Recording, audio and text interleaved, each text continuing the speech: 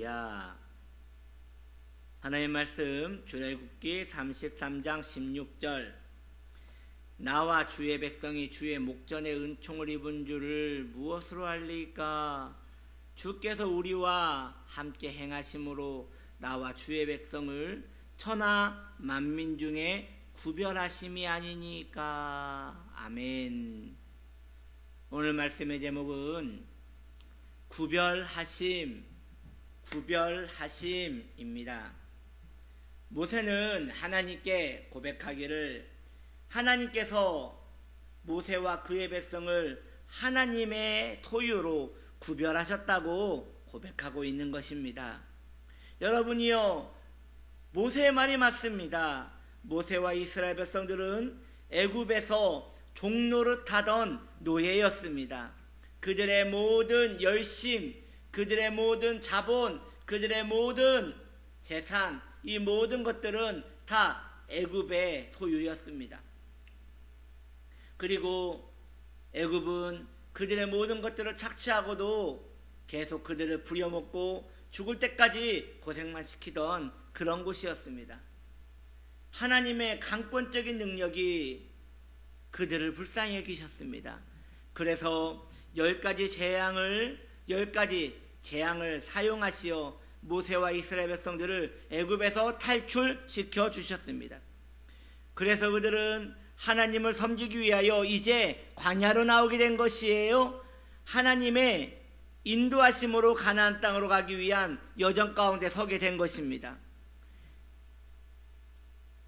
모세의 고백은 지금 우리의 고백과 다르지 않습니다.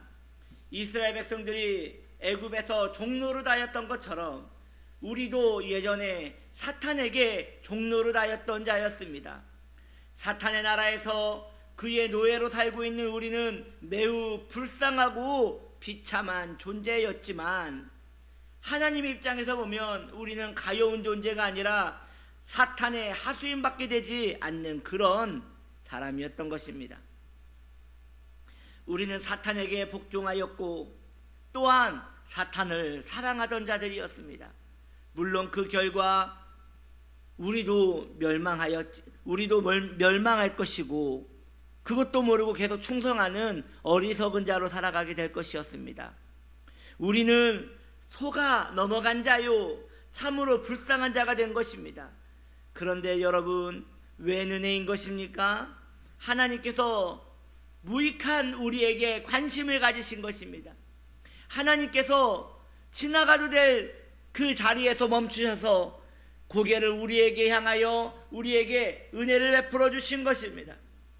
버려지고 멸망하더라도 침묵할 수밖에 없는 우리 일진데 하나님의 소유로 우리를 삼아 주셨습니다.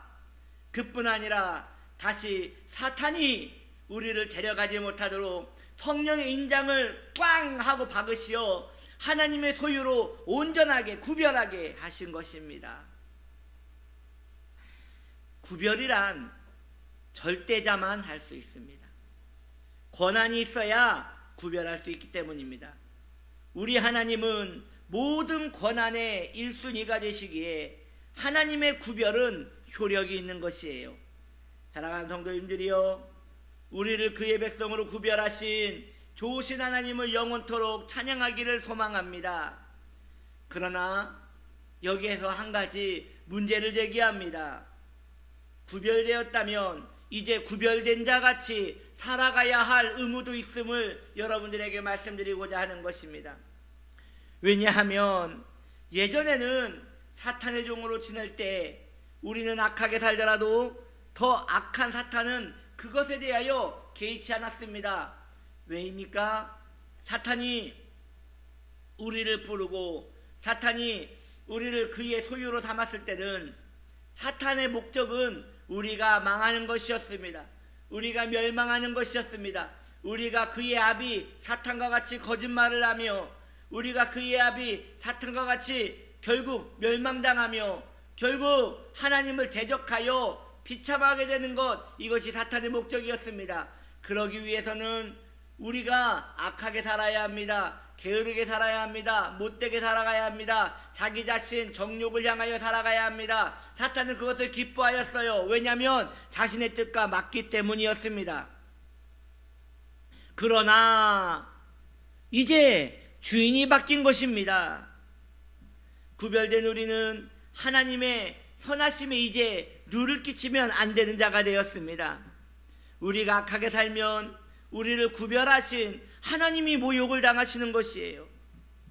이러한 일이 일어나면 누가 그 민망함과 죄송함을 감당할 수 있겠단 말입니까? 이제 성도는 하나님의 영광에 단 1점이라도 더러움이 물들지 않도록, 그 더러움이 묻지 않도록 구별된 사람처럼 살아가야 할 것입니다. 구별된다는 것은 영광스럽고 아름다운 것이지만 그에 합당한 의무도 따라가는 것입니다. 여러분이요, 생각을 해보십시오. 여러분께서 살아갈 때에 여러분의 자녀를 한번 바라보십시오.